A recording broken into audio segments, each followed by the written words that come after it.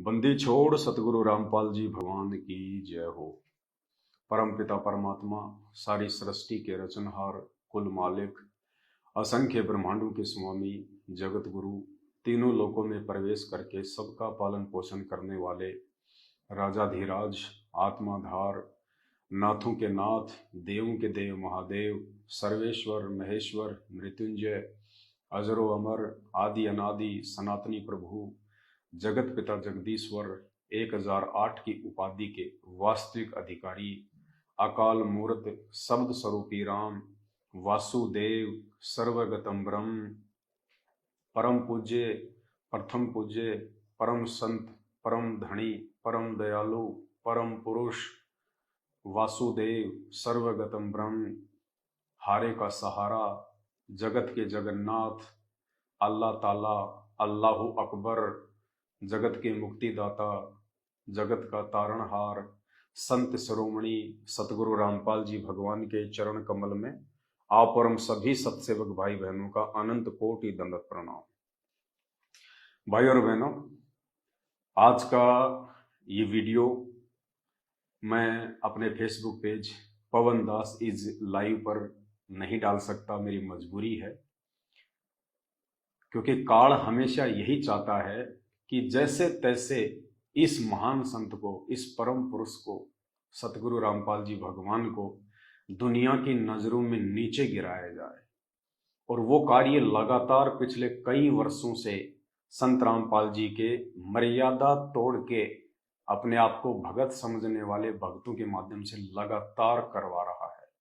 वो चाहे बरवाला कांड हो, चाहे बरवाला कांड से पहले की घटना हो, चाहे बरवाला कांड के बाद में आज 9 वर्षों में अनगिनत उनके ज्ञान के विपरीत कुकर्म हो जो सतलोक आश्रम मैनेजमेंट हरियाणा ने और उनके पीछे लगी हुई संगत ने किया है। और ऐसा ही एक घटिया कर्म कल दिनांक 17 जुलाई 2023 को जयपुर में किया गया है, सतलोक आश्रम मैनेजमेंट हरियाणा के कहने पे। आप सबको पता है कि सात संगति के लिए पिछले वर्ष हम सभी भाई बहनों ने मिलकर सेवा इकट्ठी करके और सात संगति में आने जाने के लिए एक टाटा सफारी गाड़ी ली थी। गाड़ी हमने जयपुर में कजोड़ दास के नाम पे ली थी, क्योंकि उस समय वो सात संगति में था और दास के पास में ना कोई ज़मीन है ना कोई मकान है, इसलिए मेरे नाम पे गाड़ी फाइनेंस में नहीं निकल सकती थी। तो कजोड़ दास ने कहा कि गाड़ी आप मेरे नाम पे निकलवाओ, तो गाड़ी हमने उसके नाम पे निकलवा ली थी। और उसके कुछ समय बाद में जब सेवाएं ज़्यादा बढ़ने लगी तो दास गाड़ी को लेके गुजरात, महाराष्ट्र, नागपुर, इधर सात संगति में लगातार निकल गया था। मैंने उस समय कजोड़ दास जी को भी कहा था कि भाई आप भी चलो सेवा में, ये काम धंधे तो हम पूरी जिंदगी करते आए हैं, गधे और बैल की तरह हम पूरी जिंदगी कमाते रहे हैं और कमाते रहेंगे। अभी ये परमात्मा की सेवा का मौका है, बार बार नहीं मिलता है संगत को जगाने का। परमात्मा का वास्तविक जो ज्ञान है, जो सात संगति के माध्यम से निकल कर ऊपर आ रहा है, गुरु को भगवान माना जा रहा है। मैंने कहा ये पूरी जिंदगी ये काम करते करते ऐसे मर जाना है, चलो आप भी थोड़ा सेवा में चलो, महीने भर की छुट्टी ले लो। तो उन्होंने कहा कि नहीं भगत जी, मैं छुट्टी नहीं ले सकता। तो मैंने कहा कोई बात नहीं भाई, मैं अकेला ही अपनी गाड़ी लेके और मैं 3-4 महीने के टूर पे निकल गया। उसी समय से कजोड़ दास जी के मन में ये दोष आ गया कि गाड़ी जो है पवन दास ले गया, जबकि गाड़ी तो हमने सेवा के लिए ली थी, हमें नहीं पता था इन बातों का। उसके मन में दोष पैदा हो गया और वो गाड़ी आज उस कजोड़ दास के लिए काल बन गई। काल कैसे? सात संगति से हटने के बाद में फिर उसने तरह तरह के षड्यंत्र करने शुरू कर दिए, भक्तों को अपने पक्ष में करना शुरू कर दिया और लोगों को सात संगति से तोड़ने लगा, केवल मुझ पवन दास से ईर्ष्या रख के। और काफी लोगों को उसने भ्रमित भी किया। और फिर एक समय ऐसा है, आप सबको पता है, दास जब जेल गया था तो कजोड़दास जी भी, सारे लोग सैकड़ों की संख्या में वहीं चले गए जहां से परमात्मा ने उनको सात संगति में भेजा था। उसी गधे की सवारी पे वो लोग वापस चले गए। सतलोक आश्रम मैनेजमेंट हरियाणा से जुड़ गए। सबने जा जाके अपना नाम शुद्ध करवा लिया और उसके बाद सात संगति से औरों को भी दूर करने का वो प्रयास करते रहे। उसके कुछ समय बाद में कजोड़दास जी का मेरे पास में फोन आता है और वो कहते हैं, भगत जी वो गाड़ी जो है आप अपने नाम करवा लो। मैंने कहा, भगत जी मुझे गाड़ी अपने नाम करवाने की जरूरत नहीं है। गाड़ी तो जब परमात्मा आएंगे तो गाड़ी तो परमात्मा को आश्रम में देनी है अपन ने। अपन क्या करेंगे गाड़ी का अपने नाम करवा के। और सात संगति के लिए हमने गाड़ी ली है तो गाड़ी सात संगति में चल रही है। लेकिन हमें नहीं पता था कि उसके मन में दोष आ चुका है। क्योंकि जो भगत होते हैं, जो परमात्मा पे आश्रित होते हैं, जिनकी मर्यादा सही होती है, वो दूसरों को भी वैसा ही देखते हैं जैसा अपने आप को समझते हैं। तो हम तो यही समझ रहे थे कि कोई बात नहीं, सात संगति से ही दूर हटा है, शायद इतना नीचे तो नहीं गिरेगा। लेकिन हमें क्या पता था काल बिल्कुल सिर पे बैठा हुआ है। बोला नहीं जी आप गाड़ी अपने नाम करवा लो, कल को गाड़ी कहीं टूट गई, कहीं एक्सीडेंट हो गया। तो दास ने कहा कि गाड़ी अगर एक्सीडेंट हो भी जाती है, गाड़ी से कोई नुकसान हो भी जाता है, तो आपने और मैंने दोनों ने मिलके ये एग्रीमेंट किया हुआ है। हम दोनों ने मिलके ये एग्रीमेंट किया हुआ है कि भाई आज के बाद में गाड़ी जो है कजोड़दास जी ने मुझ पवन दास को सुपुर्द कर दी है और मैंने इस कजोड़दास को गाड़ी के जो पैसे जो बकाया थे, जो किस्तें 10 लाख और कुछ हजार रुपए जो इस एग्रीमेंट में लिखे हुए हैं, तो सारे पैसे मैंने उसको एक मुश्त दे दिए। यानी 1 रुपया हमने गाड़ी का नहीं रखा। टोटल पैसा हमने 24 का 24 लाख रुपया कजोड़दास जी को दे दिया और हमने ये एग्रीमेंट जो है करवा लिया। हम दोनों के बीच में एग्रीमेंट हो गया। गाड़ी उन्होंने मेरे को सुपुर्द कर दी कि भाई ये गाड़ी सात संगति के लिए है और जैसे गाड़ी की किस्तें पूरी हो जाएंगी उस समय गाड़ी संत रामपाल जी को सौंप दी जाएगी उनके आश्रम में। तो मैंने कहा ठीक है भगत जी कोई दिक्कत नहीं, हमने तो देनी है, परमात्मा की अमानत है, हमारी थोड़ी है, हम तो खाली सेवा में यूज ले रहे हैं। तो एग्रीमेंट मेरे पास में है, सारा सब कुछ था। गाड़ी के जितने भी ओरिजिनल जो कागज हैं, ये गाड़ी की ओरिजिनल आरसी है, ये भी मेरे पास में है। गाड़ी के और भी जितने भी ये कागज हैं सारे, इंश्योरेंस वगैरह, आरटीओ जो भी है, कंप्लीटली सब मेरे पास में। गाड़ी की चाबी मेरे पास में। तो पिछले कई दिनों से कजोड़दास जी मुझे जयपुर बुला रहे थे। मुझे नहीं पता कि ये सतलोक आश्रम मैनेजमेंट हरियाणा से मिल चुके हैं, इनके आपस में एक प्लानिंग हो चुकी है कि गाड़ी हमने लेनी है। उन्होंने कहा कि भगत जी आप आ जाओ, गाड़ी मैं आपके नाम करवा देता हूं। और मैंने किस्तें मैंने सारी भर दी हैं। तो झूठ वो मुझे बोलते रहे लगातार। अब मेरे मन में दोष नहीं था। दास ने कहा कि भगत जी अभी तो मैं आ नहीं सकता, महीने भर बाद में आऊंगा। तो महीने भर बाद में मैं उसके घर पे गया, आज से 2-3 महीने पहले। तो जैसे मैं उसके घर पे गया, मैंने फोन किया, भगत जी मैं आपके घर पे आया हूँ, आ जाओ, मिल लेंगे, बहुत बहुत दिन हो गए और भी बैठ के बातचीत हो जाएगी। तो उसने कहा कि मैं भी रास्ते में हूँ, मैं रोहतक से आ रहा हूँ, नामदान केंद्र पे गया था आश्रम में, वहां से आ रहा हूँ मैं। तो मैंने कहा कोई बात नहीं। मैं उनके घर पे, उनका बेटा था छोटे वाला, तो वहीं मैं बैठ गया, आराम किया मैंने 1-1.5 घंटे। तब तक वो आ गए, 4-5 भगत थे। आते ही वहां पे आधा पौने घंटे हमारी बातचीत हुई और बातचीत के बाद में मुझे कजोड़दास जी ने कहा कि मेरी आज गुरुजी से वीडियो कॉल से बात हुई है, मैं रोहतक गया था। मैंने कहा क्या बात हुई?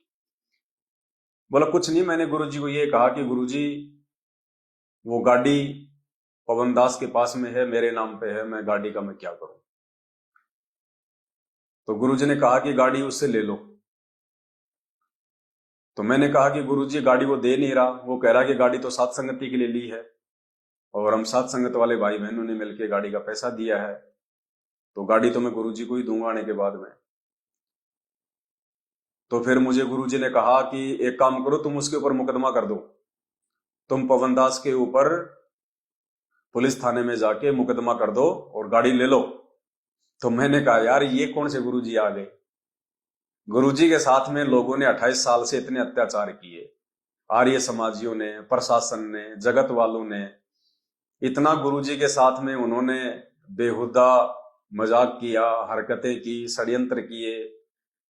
आज तक तो कभी गुरुजी ने किसी भी व्यक्ति के खिलाफ कोई मुकदमा तक नहीं किया, जबकि गुरुजी के आश्रम छीन लिए गए, दो दो आश्रम में इतनी सैकड़ों की संख्या में गाड़ियां थी वो छिन गई, इतने गुरुजी के भगत मर गए, फिर भी गुरुजी ने आज तक किसी जगत वाले के ऊपर मुकदमा करने का किसी को सलाह नहीं दी, ना कभी गुरुजी ने किया, क्योंकि ये परमात्मा है, पूर्ण परमेश्वर है और सब इसके बच्चे हैं, चाहे जगत हो चाहे भगत हो। तो मैंने कहा भगत जी परमात्मा तो ये सलाह नहीं दे सकता। बोला नहीं, आज मैं रोहतक से आ रहा हूं और मेरी बात हुई है सबके सामने और गुरुजी ने मुझे कहा कि पवन दास के ऊपर मुकदमा करके गाड़ी ले लो। तो मैंने कहा भगत जी देखो कोई बात नहीं है, अगर गुरुजी ने कहा है आपको, आपके अनुसार, हम तो नहीं मानते कि वो हमारे गुरुजी हैं, हम तो ज्ञान आधार से चलने वाले इंसान हैं। अगर आपको लगता है कि गुरुजी ने कहा है तो ठीक है, फिर आप अपनी आज्ञा का पालन करो। यदि आप आज्ञा का पालन नहीं करोगे तो फिर आप गुरु भगत नहीं होंगे। फिर आप गुरुजी की तरफ से आपको आदेश मिल गया कि मुकदमा करके गाड़ी लेनी है, तो आपको मुकदमा जो है वो करना चाहिए, और मुकदमा करोगे तो आपने 12.5 लाख रुपए मुझे देने पड़ेंगे। चलो 24 लाख की गाड़ी है, जो नगद पैसे दिए वो तो चलो इस एग्रीमेंट में उसका जिक्र नहीं है, लेकिन मैंने आपको जो किस्तों के जो पैसे दिए हैं वो पैसे तो इस एग्रीमेंट में लिखे हुए हैं, वो तो आपने मुझे देने ही पड़ेंगे। क्योंकि कोर्ट ये नहीं देखता कि भाई इनका गुरुजी कौन है, कोर्ट देखता है डॉक्यूमेंट की भाषा, कि नोटेरी में इन दोनों के बीच में क्या एग्रीमेंट हुआ है। तो भैया आपने मुझे जो किस्तों के पैसे हैं 10-12 लाख रुपए जो मैंने आपको दिए हैं वो तो आपने मुझे देने पड़ेंगे, और गाड़ी आप ले जाओ, मुझे कोई दिक्कत नहीं है। अब वो कहते हैं ना कि धोबी का कुत्ता ना घर का ना घाट का। अब कजोड़ दास जी की वो हालत हो गई। अब उसने देखा कि अब एक तरफ से तो उसको उसके अनुसार गुरुजी का आदेश मिल गया मुकदमा करने का, अगर मुकदमा नहीं किया तो गुरुजी की आज्ञा की अवहेलना हो गई, क्योंकि पुण्यात्मा यही परीक्षा होती है। और साध संगति से जब आदमी एक बार नीचे गिर जाता है ना तो काल उसको धोबी का कुत्ता बना देता है। अब वो फंस गया बुरी तरह से। एक तरफ तो गुरुजी की आज्ञा, और दूसरी तरफ अगर आज्ञा का पालन किया तो 12 लाख रुपए किस्तों के पवन दास को कोर्ट के माध्यम से देने पड़ेंगे, क्योंकि एग्रीमेंट हो रखा है, इससे पहले वो गाड़ी नहीं ले सकता। तो दोनों तरफ से मर गया वो।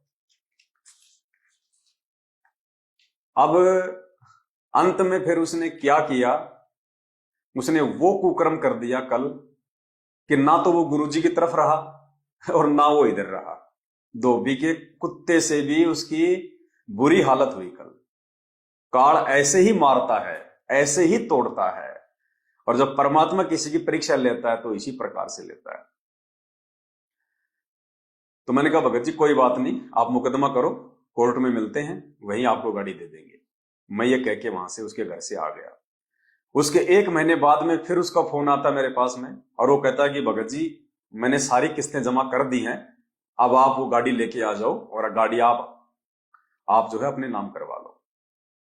अब मुझे नहीं पता कि इसने दोगली नीति अपना के और इसने ये षड्यंत्र किया है।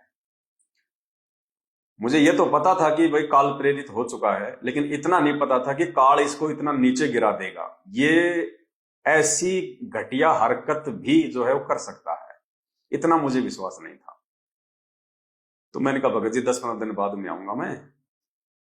मैंने उससे एनओसी भी नहीं मंगवाई कि अगर आपने पूरी किस्तें जमा कर दी हैं तो एनओसी आपके पास में आ गई है, आप मुझे व्हाट्सअप कर दो, मैंने वो भी नहीं मंगवाई उससे। मैंने सोचा चलो कोई नहीं, भगत भाई है, झूठ थोड़ी बोलेगा अपने से। उसके बाद में 10-12 दिन बाद मैंने उसको फोन किया कि भगत जी अब मैं फ्री हूं, आप कहो तो आ जाऊं। बोला आ जाओ। मैं जयपुर पहुंच गया, और जयपुर पहुंचने के बाद मैंने उसको फोन किया कि भगत जी मैं जयपुर आ गया हूं और बताओ अब क्या करना है। तो उसने कहा कि आप जयपुर में कहां पे हो। मैंने कहा मैं सांगानेर में मनोज भगत जी के पास में हूं और 1-1.5 घंटे में हम लोग आ जाएंगे। बोला ठीक आप आ जाओ। तो हमें तो कोई टेंशन थी नहीं, गाड़ी जो है मनोज भगत जी के घर के नीचे खड़ी हुई थी, मैं ऊपर बैठा हुआ था, और मनोज भगत जी से कहा कि भगत जी चलो अपन चलते हैं और जो भी फॉर्मेलिटी अपन पूरी करके आ जाते हैं। बोला ठीक है। वो नहाने धोने लग गए, खाना वाना खाने लग गए। इस दौरान पुण्यात्माओं आधे घंटे के अंदर अंदर जैसे ही कजोड़दास जी को इस बात का मालूम पड़ा कि पवन दास गाड़ी लेके सांगानेर में मनोज भगत जी के घर पे है, तो मनोज भगत जी के घर पे पहले सात संगति होती थी, एड्रेस का उसको भी पता था। आधा घंटे में कजोड़दास जी वहां पहुंच जाते हैं अपनी बाइक से या फोर व्हीलर से, एक दो आदमी लेके, और पूरी उन्होंने प्लानिंग कर रखी थी। गाड़ी की उन्होंने नकली चाबी बनवा रखी थी, नकली चाबी उन्होंने गाड़ी की जो है बनवा रखी, क्योंकि ये ओरिजिनल चाबी तो मेरे पास में गाड़ी की, मैं तो ऊपर बैठा हुआ था। उसने पहले से ही एक षड्यंत्र के तहत, धोखेबाजी के तहत, उसने गाड़ी की, टाटा सफारी की नकली चाबी बनवा रखी थी, या फिर जैसे गाड़ी उसके नाम पे थी, हो सकता है उसने कंपनी से झूठ सांच बोल के कोई दूसरी चाबी उसने निकलवा ली हो। हम लोग ऊपर बैठे हुए थे, गाड़ी नीचे खड़ी हुई थी। आधा घंटे में कल 17 जुलाई 2023 3:30 बजे सीसीटीवी फुटेज में हमने वहां पे निकलवाई, उसमें बिल्डिंग में 3:30 बजे कजोड़दास जी गाड़ी को बिल्डिंग के नीचे से नकली चाबी से चोरी करके ले गए, गाड़ी को उठा के ले गए। ये घटिया कुक्रम उन्होंने कल किया। कागज मेरे पास में, एग्रीमेंट मेरे पास में, गाड़ी की ओरिजिनल आरसी मेरे पास में, चाबी मेरे पास में, और काल ने कल कजोड़दास जी से ऐसा घटिया कुक्रम करवाया जिसकी हम कभी कल्पना भी नहीं कर सकते थे। चोरी संत रामपाल जी का भगत कहलाता है, और चोरी करके ले गया गाड़ी। जैसे हम यहाँ हमारे सामने कई ऐसी चीजें आई हैं, कुछ ऐसी निकम्मी आत्माएं आती हैं सत्संग में, यहाँ पूरा ढोंग करती है, रक्षा सूत्र भी लेते हैं, नाम भी लेते हैं, सतनाम भी प्राप्त कर लिया है, गले में लॉकेट भी डालते हैं, और वो यहाँ केवल चोरी करने आते हैं। अब इस तरह का कोई आदमी दुर्घटना में मरता है, आम आदमी तो यूं कहेगा कि रामपाल का चेला था, लॉकेट भी हुई है, धागा भी हुई है। वो रामपाल का चेला नहीं था, वो तो काल का चेला था। अरे मांग लेता भाई, हम सात संगति वाले तुझे मना थोड़े ना करते। मांग लेता कि भाई मुझे गाड़ी दे दे, मुझे गाड़ी चाहिए। लेकिन जो घटिया कुक्रम काल ने उससे कल करवाया है, उन्हें आत्माओं ये नोट कर लेना, जब तक ये भक्ति मार्ग चलेगा 1000 साल तक, और यदि कहीं उस बंदे का नाम आएगा, वो कजोड़ चोर के नाम से ही जाना जाएगा, वो चोर के नाम से जाना जाएगा, चोर के नाम से पहचाना जाएगा, कजोड़ चोर। ऐसा घटिया कुक्रम कल उसने धोखे से संत रामपाल जी का भगत होने के बावजूद। पुण्यात्माओं, इसलिए दास हाथ जोड़ के विनती करता है कि सात संगति रूपी हाथी से नीचे मत उतर जाना। 1 साल से मैं चिल्ला रहा था कि सात संगति से दूर हटे नहीं, काल ने अपने गोद में उसको लिया नहीं। इतना नीचे भी कोई व्यक्ति गिर सकता है संत रामपाल जी का भगत होके, इसकी कल्पना भी नहीं कर सकते थे हम। गाड़ी चाहिए थी, मांग लेता, कोई बड़ी बात नहीं, दे देते हम गाड़ी, कोई ज्यादा बड़ी बात नहीं थी। 10-12 क्विंटल लोहा ही तो था, और क्या था। उसकी नजर में वो गाड़ी थी, लेकिन हमारी नजरों में तो लोहे का टुकड़ा था। 10-12 क्विंटल, इससे ज्यादा नहीं था। उसने चोरी कर ली कल गाड़ी, उठा के ले गया गाड़ी। फिर हम गए उसके घर पे। जैसे ही हम उसके घर पे गए तो हमें पता था कि गाड़ी वो कहां पे लेके जा सकता है। तो सिक्कर रोड पे एक रूपदास जी हैं जिनकी नाई की दुकान है, उन्हीं के पास ज्यादा उनकी उठ बैठ है। तो वहां गए तो पता चला कि गाड़ी उसकी दुकान के आगे खड़ी थी। जल्दबाजी में उन्होंने कोई गाड़ी के तार वार जो है वो काट दिए कि कहीं जो है पवन दास को मालूम ना पड़ जाए, पवन दास जो है कंपनी में जाके गाड़ी की लोकेशन ना निकलवा ले। उन्होंने जल्दबाजी में गाड़ी के तार वार काट दिए। तार काटते ही गाड़ी का पूरा सिस्टम ऐसा था कि गाड़ी का इंजन लॉक हो जाता है। उसके बाद वहां पे दुकान वालों ने हमें बताया कि यहां से वो गाड़ी को जो है वो टोचन करके ले गए, सफारी गाड़ी को टोचन करके लेके गए। हम कजोड़दास जी के घर पे गए तो उनकी औरत ने हमारे को झूठ बोला कि वो फैक्ट्री गए।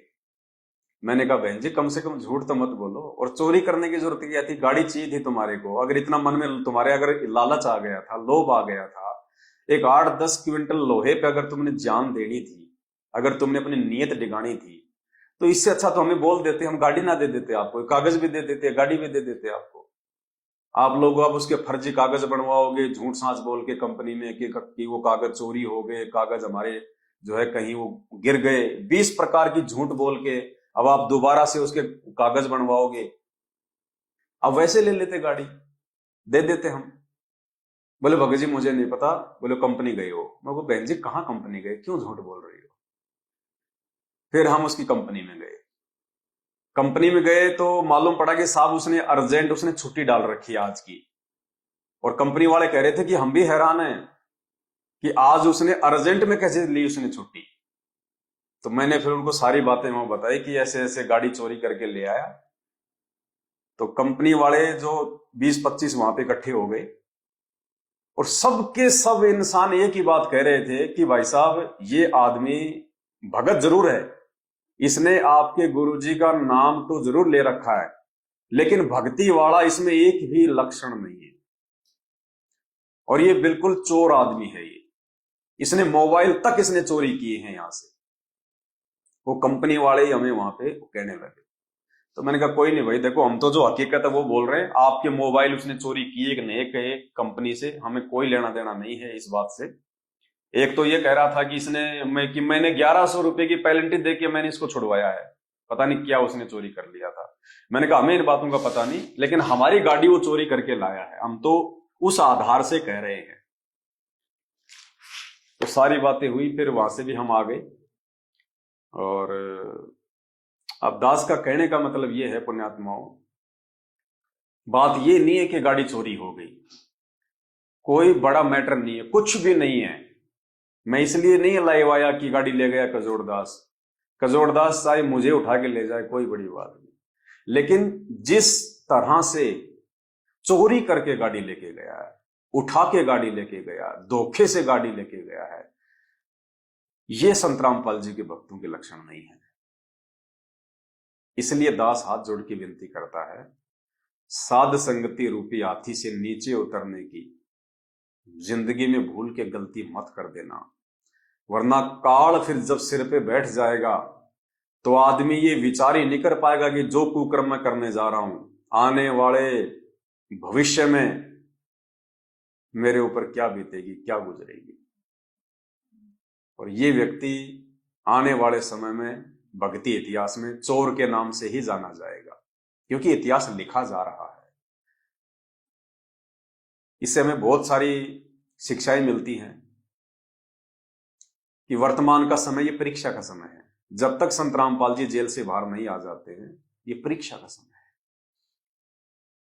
खाली इस बात को लेके कि इसने संत रामपाल जी का नाम ले रखा है, इसके गले में लॉकेट है, हाथ में रक्षा सूत्र बांध रखा है, या कोई व्यक्ति अपने नाम के आगे दास लगाता है, खाली ये 3-4 निशानियां देख के किसी पे आंख बंद करके विश्वास मत कर देना।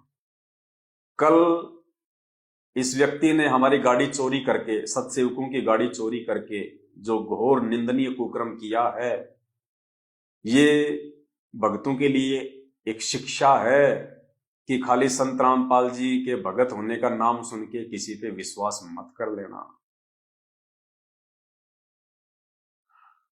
काल को पता है कि इस समय जगत वाले भाई बहनों को जगाने की सेवाएं चला रखी हैं। गाड़ी की हमें बहुत आवश्यकता पड़ती थी। काल नहीं चाहता कि ये साध संगतियां आगे बढ़े, क्योंकि साध संगति ही परमात्मा का असली मोक्ष मार्ग है। अगर सतलोक को कोई आत्मा जाएगी वो साध संगति से होकर गुजरेगी, दूसरा कोई तरीका धरती पे नहीं है। दास ये बातें आपको बहुत बार बोल चुका है। अगर आप एक नेक और अच्छे भगत बन सकते हो, एक मर्यादित भगत यदि आप बन सकते हो, आप साध संगति के माध्यम से बन सकते हो। हालांकि अगर हम चाहें तो उसने जिस तरह से उसने गाड़ी उठाई है और जो फुटेज हमारे पास में है, उस हिसाब से सीधा सीधा उसके ऊपर चोरी का मुकदमा बनता है। देखो, प्रशासन को इस बात से मतलब नहीं होता कि तुम्हारे गुरुजी कौन है, आश्रम क्या है, गाड़ी तुमने चोरी के पैसों से ली थी, संगत के पैसों से ली थी, अपनी जेब से लगाए थे। कोर्ट प्रशासन देखता है एग्रीमेंट, डॉक्यूमेंट, और यदि हम उसके ऊपर मुकदमा करें तो प्रशासन उसको एक ही बात कहेगा कि भैया ठीक है, गाड़ी तेरे नाम पे है, पैसे भी तूने दिए सारे, और ये पवन दास जो है ये तेरी गाड़ी उठा के ले आया, और ये तुझे गाड़ी नहीं दे रहा था। तूने गाड़ी उठाई क्यों? क्या इस देश में कानून नहीं है? तो कानूनी तरीके से तू तेरी गाड़ी प्राप्त करता, तो थाने में आके मुकदमा करता, रिपोर्ट दर्ज करता कि साहब मेरे नाम पे गाड़ी है, मुझे दे नहीं रहा। तूने गाड़ी उठाई कैसे? ये कौन सा तरीका है? अगर तूने गाड़ी, मान लीजिए अगर तुझे मालूम हो गया कि गाड़ी वहां पे खड़ी है, तो तूने थाने में आके तूने जो है इंफॉर्मेशन देनी थी कि साहब मेरी गाड़ी वहां खड़ी है, तो हम तुझे तेरी गाड़ी दिलवाते। तो चोरी करके गाड़ी ले आया, धोखे से उठा के गाड़ी ले आया, क्या पता उस गाड़ी में अगले का क्या सामान था, क्या पता उस गाड़ी में अगले का जो है कितना जो है कीमती सामान था। अगर हम चाहें तो हम उस पर कोई भी मुकदमा लगा सकते हैं, क्योंकि बुरी तरह से वो फंसा हुआ है। गाड़ी उसने चोरी की है, उठाई है धोखे से, पीछे से। अगर हम ये कहें कि उस गाड़ी के अंदर हमारे 20 लाख रुपए रखे थे, तो भी वो 20 लाख रुपए का मुकदमा उस पर जायज है, लगेगा। क्यों? क्योंकि गाड़ी उसने पीठ पीछे उठाई है धोखे से, चोरी से, जबकि गाड़ी के कागज, गाड़ी की आरसी, गाड़ी की ओरिजिनल चाबी, सब कुछ हमारे पास में है। लेकिन हम उनकी तरह घटिया नहीं है, नीच नहीं। हालांकि गाड़ी में मेरा 14-15 हजार रुपए का सामान था, हम मार्केट से आ रहे थे, सेवा का सामान लाए थे, वो सामान भी ले गए। ये वीडियो रिकॉर्डिंग वाले कैमरे से संबंधित सामान था 15-20 हजार का, वो भी ले गए। हर प्रकार से वो आदमी, अगर हम मुकदमा करें, वो फंसे, उसके पास कोई चारा नहीं है सिवाय जेल जाने का, क्योंकि गाड़ी उसने चोरी करी है, गाड़ी उसने उठाई है, कानून की नजरों में वो दोषी है। दूसरी बात, गाड़ी मैंने उससे एग्रीमेंट करके ली थी, मैंने उसकी तरह कोई चोरी करके गाड़ी नहीं ली, धोखे से नहीं ली, हम दोनों के बीच में एग्रीमेंट हुआ है। ये देख लो एक बार, थोड़ा सा जूम करके दिखा दे। हम दोनों के बीच में बस ये दिखा दे ऊपर का, ये मेरा फोटो है, ये कजोड़दास का फोटो है। हम दोनों के बीच में एग्रीमेंट हुआ था, गाड़ी एग्रीमेंट करके ली गई है, और गाड़ी जिस दिन ली थी उस दिन के बाद से गाड़ी की सारी जिम्मेदारी इस एग्रीमेंट में मेरे ऊपर है कि गाड़ी अगर कल को एक्सीडेंट हो जाती है, गाड़ी से अगर किसी की मौत हो जाती है, तो सारी जिम्मेदारी इस पवन दास की है। अब पुण्यात्माओं, कल वो गाड़ी चोरी करके ले गया, गाड़ी हमारी उठा के ले गया, अगर रास्ते में अगर कोई मर जाता, कोई एक्सीडेंट हो जाता, तो इसमें जिम्मेदारी किसकी है? मुझ पवन दास की। हर प्रकार से कानून की नजरों में ये दोषी है, यदि हम इसके ऊपर मुकदमा करें तो। लेकिन भाई और बहनों, ये परीक्षा उसकी भी थी और ये परीक्षा मुझ दास की भी है। हम परमात्मा के बच्चे हैं, हम साध संगति से जुड़े हुए हैं, और हमें परमात्मा ने एक ही पाठ पढ़ाया है कि जो तोकू काटा बोवे ताको बोतू फूल, तोए फूल के फूल है वाको है त्रिशूल। कबीरा आप ठगाइए और न ठगिए कोई, आप ठगाए सुख होत है और ठगे दुख होए। इसने तो अपने माथे पे कलंक लगवा लिया चोर का। ये तो भक्ति इतिहास में चोर के नाम से ही जाना जाएगा। जब भी ये कहीं किसी को दिखेगा, मिलेगा, इसका जिक्र होगा, इसके नाम के आगे तो चोर ही लगेगा, इसमें कोई संशय नहीं। इसने कुकर्म ही ऐसा किया है नाम लेने के बाद। लेकिन हम परमात्मा की मर्यादा नहीं तोड़ेंगे। अरे ये तो 24 लाख की गाड़ी है, अगर तू 24 करोड़ रुपए भी अगर तू चोरी करके लेके जाता, क्योंकि तुझे ज्ञान तो है ही नहीं, ज्ञान होता तो ये चोरी करता ही नहीं, ऐसा घटिया कर्म तो करेगा नहीं। बताओ, क्या संत रामपाल जी आदेश देंगे कि तुम गाड़ी को जो है तुम चोरी करके ले आओ, तुम गाड़ी को उठा के लेके आओ? वो सारे जगत का मालिक है, जिसके आदि बाल के बराबर पूरी सृष्टि नहीं है, वो एक 24 लाख की छोटी सी गाड़ी जो आजकल हिमाचल और उत्तराखंड में बाढ़ में माचिस की डिब्बियों की तरह नदियों में बह रही हैं, जिनकी कोई कीमत नहीं है, उस गाड़ी को चोरी करके इसने अपने माथे पे भक्ति इतिहास में एक कलंक लगवा लिया। काल ऐसे नीचे गिराता है, एक बार जब आप उस काल की पकड़ में आ जाते हो ना, फिर ऐसे वो बंदर बना देता है मदारी का। तो इस भाई को ये चोर का जो है तमगा लगवा दिया। पुण्यात्माओं, ऐसे काल नीचे गिराता सात संगति से हटते ही। हम अपने गुरुजी की शिक्षाओं पे चलेंगे, हम अपने गुरुजी की मर्यादाओं पे चलेंगे, चाहे हमारे साथ में कोई कितना ही अन्याय करो, कितना ही अत्याचार करो।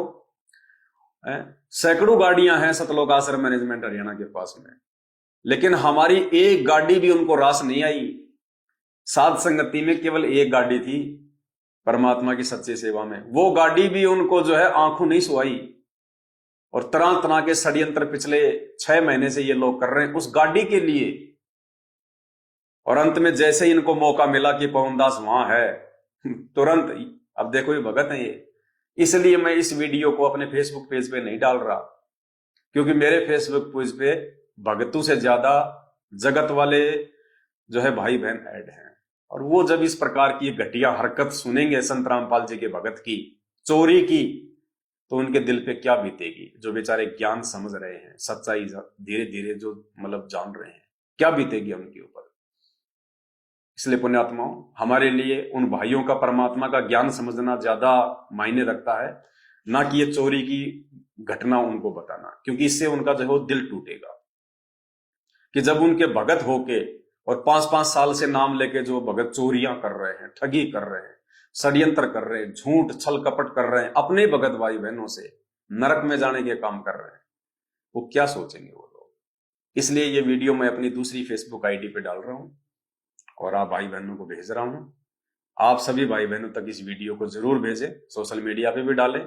खाली मैं अपने पेज पे नहीं डालूंगा, बाकी आप हर जगह इस वीडियो को डालिए, सब तक ये वीडियो आप पहुंचाओ, ताकि ऐसे चोरों से कम हम सावधान तो रह सकें और भाई बहन तो इस प्रकार की ठगी का शिकार ना हो। ऐसा व्यक्ति तो कुछ भी उठा सकता है। कल को आपके घर पे आ गया, आपके घर से कोई भी कीमती वस्तु उठा सकता है। जो आदमी गाड़ी चोरी कर सकता है धोखे से, भगत होके, उस पर कैसे विश्वास किया जा सकता है। वो तो घर पे मां बहनों के साथ में छेड़खानी कर सकता है, कोई भी कुकर्म कर सकता है वो, क्योंकि अब वो भगत नहीं है।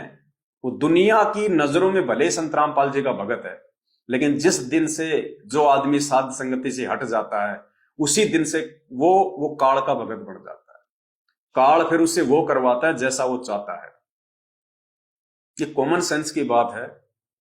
जो घटना इसने कल की, चोरी की, ये कोई नहीं कर सकता। ये तो जगत वाले भी नहीं करेंगे। अगर ऐसे आपस में कोई एग्रीमेंट हो रखा हो तो वो भी बैठ के बात करेंगे, कानून के थ्रू बात करेंगे। वो इस प्रकार से घटिया हरकत नहीं करेंगे। ये चोरी की गाड़ी उठा लाए, बताओ, नकली चाबी बनवा के, और अब झूठ साच बोल के जो है नकली कागज बनवाएगा। क्योंकि अगर वो कानूनी तरीके से गाड़ी लेता तो उसको इस एग्रीमेंट के तहत 12 लाख रुपए देने पड़ते। मुझे 12 लाख रुपए जो मैंने उसको जो है वो किस्तों के दिए थे नगद इस एग्रीमेंट में, और गाड़ी मैंने ली थी। उसको मालूम था कि अगर मैंने गुरुजी की आज्ञा का पालन किया, जो उसको वीडियो कॉल में कहा गया था, जैसा वो कह रहा है कि पवनदास पे मुकदमा करके गाड़ी ले लो, उसको पता था कि अगर तूने गुरुजी की आज्ञा का पालन किया और पवनदास पे मुकदमा किया तो तुझे 12 लाख रुपए देने पड़ेंगे। ये 12 लाख रुपए के लिए उसने सबसे पहले तो गुरुजी की आज्ञा तोड़ दी, क्योंकि उसकी परीक्षा थी। परमात्मा आदेश दे सकता है, कोई बड़ी बात नहीं। वो परीक्षा लेने के लिए जब उसने कह दिया अपने भक्तों से कि मेरे सर में 5-5 जो है जूते मारो, वो मुकदमा करने का भी आदेश दे सकता है मेरे ऊपर। वो भगत की परीक्षा लेने के लिए कुछ भी कर सकता है। लेकिन इस भगत ने उस आदेश की पालना भी नहीं करी, क्योंकि मात्र 12 लाख रुपए के लिए उसने अपने गुरुजी की आज्ञा तोड़ दी। मात्र 12 लाख रुपए के लिए कि अगर कोर्ट के थ्रू अगर मैं गाड़ी लूंगा तो मुझे 12 लाख रुपए एग्रीमेंट के अनुसार देने पड़ेंगे। इसलिए उसने चोरी का रास्ता अपनाया। ना तो गुरुजी की आज्ञा का पालन किया और ना इधर उसने जो है एक मल के भगत होने का उसने मतलब परिचय दिया। चोरी, भक्ति इतिहास में चोर के नाम से क्या इज्जत रह गई उसकी, है? जहां काम करता है वहां सबको पता चल गया कि चोर आदमी है, चोर आदमी है, क्या क्या उसकी क्या इज्जत रही बताइए। काल ऐसे ठगता है, उधर तो परमात्मा की तरफ से गया और इधर इज्जत से गया, भक्ति है ही नहीं। क्योंकि जिस दिन मर्यादा टूटी उस दिन के बाद में चाहे कितनी भक्ति करो, भक्ति है ही नहीं। अब गाड़ी का वो क्या करेगा, या तो खुद चलाएगा या फिर मैनेजमेंट के वहां पे दे के आ जाएगा अपने नंबर बनाने के लिए कि लो जी मैं गाड़ी ले आया उस पवनदास से। वो चापलूसी करेगा मैनेजमेंट की, तो मैनेजमेंट क्या करेगा उस गाड़ी का, उल्टे काम में चलाएगा जैसे और गाड़ियां चल रही हैं उनकी, क्योंकि मर्यादा तो है ही नहीं, तो अपने और कर्म फोड़ेगा। इसलिए जिन जिन मेरे सत्सेवक भगत भाई बहनों ने उस गाड़ी के लिए अपना सहयोग किया था, उनसे मैं एक बार प्रार्थना करना चाहूंगा कि वो भार हमारे ऊपर ना रहे।